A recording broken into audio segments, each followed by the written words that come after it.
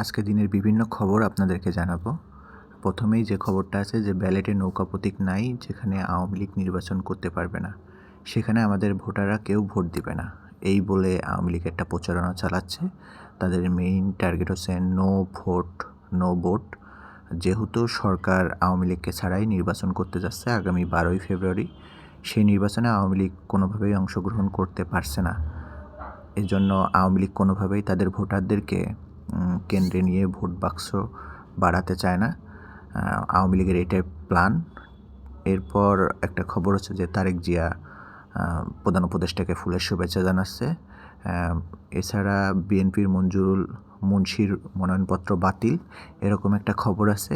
সেটা হচ্ছে আপনার কুমিল্লা 4 আসনে, যেখানে তার প্রতিদ্বন্দ্বী রয়েছে হাসনাত আবদুল্লাহ। তিনি হয়তোবা বিনা প্রতিদ্বন্দ্বিতায় জিতে যাচ্ছেন, এরকম একটা আভাসও পাওয়া যাচ্ছে। শেষ পর্যন্ত কি হয় তা দেখতে চোখ রাখুন। এরপরে আছে জুলাই সনদ রক্তের বিনিময়ে তৈরি, সরকার গণভোটের প্রচার করতেই পারে, এরকম একটা ব্যাপার। এই খবরটা অধ্যাপক আলী রিয়াজ, বিশেষ সহকারী প্রধান উপদেষ্টা, তিনি আসলে বলতে চাচ্ছেন যে প্রধান বর্তমানে যে সরকার রয়েছে তারা আসলে গণভোটের পক্ষে প্রচারণার জন্য প্রচারণা চালাতে পারে। এটা মেইনলি সরকারি টাকায় খরচ করে এগুলো করতেছে। এদিকে মন্ত্রিত্ব নয়, মানুষের ভালোবাসাই আমার শক্তি, রুমিন ফারহানা বলেছেন। তিনি ব্রাহ্মণবাড়িয়া থেকে নির্বাচন করতেছেন এবং তিনি দল থেকে বহিষ্কৃত। তার জায়গায় জোটের প্রার্থী দেওয়ায় তিনি বহিষ্কৃত হয়েছেন এবং উনি আবারও বলতেছেন যে তাকে দল বারবার বলতেছে দলে ফিরে আসতে এবং আসনটা ছেড়ে দিতে। তাকে মন্ত্রিত্বের অফারও দেওয়া হয়েছে, তবুও তিনি এই আসন ছাড়তে রাজি নয়। এখান থেকেই তিনি সংসদে যেতে চান।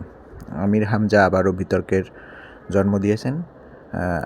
আপনারা দেখেছেন যে প্রয়াত খালেদা জিয়ার ছেলে কোকোকে নিয়ে তিনি বিভিন্ন ধরনের অবাঞ্ছিত কথাবার্তা বলেছেন।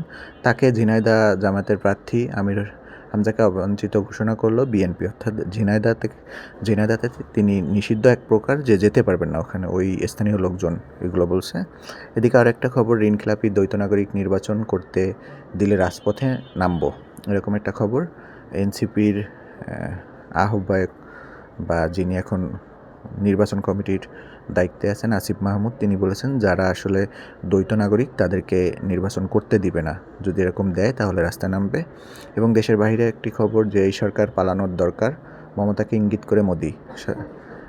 আজ কলকাতায় একটা জনসভায় মোদি এই কথা বলেছেন, ভারতের প্রধানমন্ত্রী। তিনি মমতা সরকারকে সাপোর্ট দিচ্ছেন এবং মমতা সরকারকে পালানোর কথা বলছেন বলে।